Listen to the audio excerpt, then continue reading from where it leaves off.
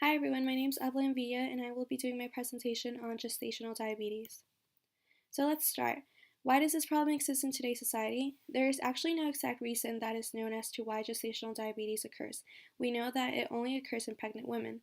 A possible prevalence for GDM, which is an abbreviation for gestational diabetes, is that hormones from the placenta help babies develop. The babies take all of the hormones, but that also makes the mom's body either stop making insulin to lower her sugar levels, or she's making too much and can't make much use of it. So how did this happen? Again, there's no exact reason as to how this chronic disease happened. There were just more and more cases of diabetic pregnant women happening all around the world. Where did this happen? We also don't know where this came from, like where exactly it came from or what caused it. But the first documented evidence of GDM was in the year 1824 in Berlin, but it wasn't recognized as a disease. Since back then there weren't enough resources to test for GDM, these women were just said to have severe symptoms of hyperglycemia. In this specific case, the women was just said to have diabetic symptoms, and then they went away right after she gave birth. Then insulin wasn't discovered until the year 1923, which led to doctors testing for hyperglycemia in women around the 1940s in Boston. What are the risks for the community in the future? GDM is something that everyone has to watch out for during pregnancy, not just in our days, but in the future. It should be taken very seriously because there are risk factors for both the mom and the baby. The risk for the community in the future are the same as the risk for us right now. Since there isn't a specific reason as to why GDM occurs, all doctors can say is to keep a healthy diet and a healthy exercising plan. We can't say, like, take these specific steps because we don't know what's the occurrence, like what's making it happen in the first place. So, what are or were the etiological factors of this disease? Before the discovery of insulin, factors for pregnant women with GDM and the babies were high.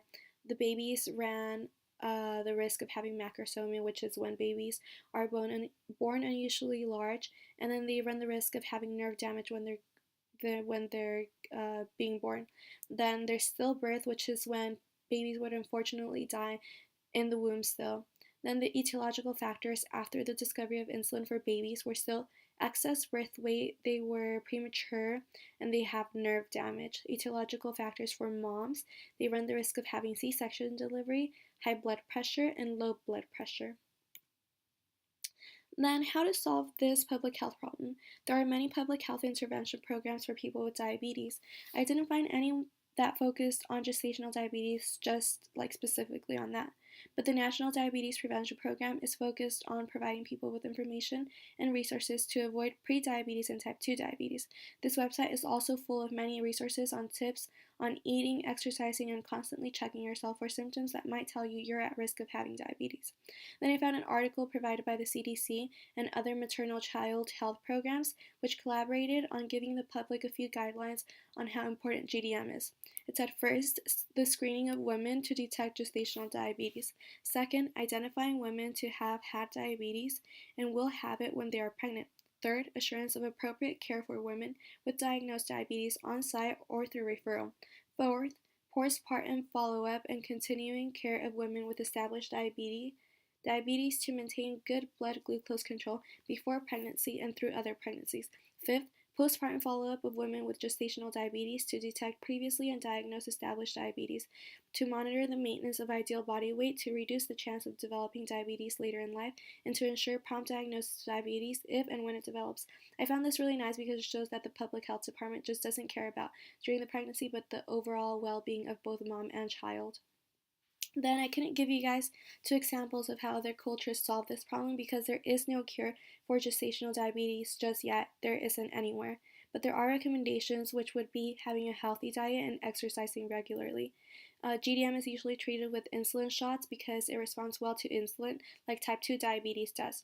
Also, a doctor can recommend an anti-diabetic medicine, but most of these medicines are not approved by the FDA. In conclusion, research says that pregnant women should have a healthy diet and exercise regularly to prevent the reoccurrence of GDM. However, since the prevalence of GDM isn't known, that's as far as what can be done to prevent it.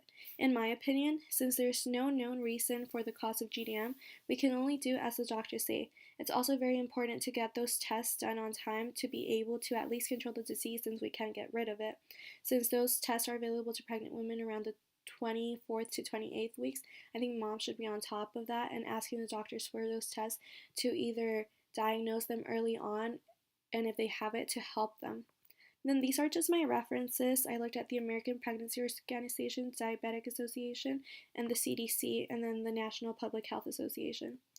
Then I really enjoyed learning about gestational diabetes because I knew it was bad, but I didn't know how bad it was. I remember that my mom was diagnosed with GDM and just how her pregnancy wasn't the best. I remember her taking insulin shots and just all the trouble that she went through.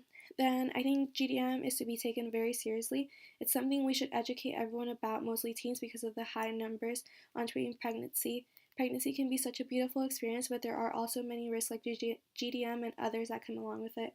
I hope you guys enjoyed learning as much as I did about gestational diabetes, and that we're out there educating people about having a healthy lifestyle and how that can change everything.